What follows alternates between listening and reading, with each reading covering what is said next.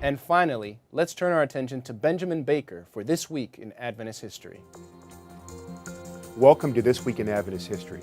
On a Sabbath day on June 21, 1851, Ellen G. White had a vision at a conference held in Camden, New York. This revelation was timely, for despite the final disappointment on October 22, 1844, among Sabbatarian Adventists, there was a rash of time calculations for the second coming, one even emanating from stalwart Joseph Bates. Here is Ellen White's recounting of the vision.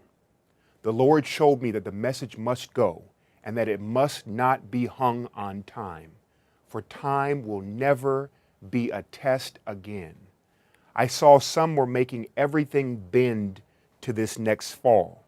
That is, making their calculations and disposing of their property in reference to that time.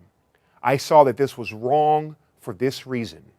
Instead of going to God daily and earnestly desiring to know their present duty, they looked ahead and made their calculations as though they knew that the work would end this fall without inquiring their duty of God daily. White would be given several more visions on time setting, and in perhaps her most emphatic statement on the subject, she wrote, "No one will be able to predict just when that time will come, for of that day and hour knoweth no man.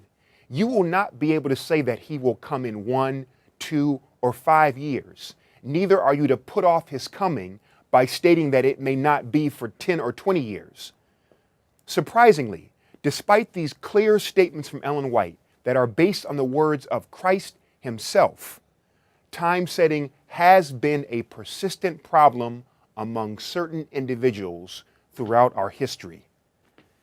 This is one area in which we should really learn from the lessons of the past. And that was This Week in Adventist History.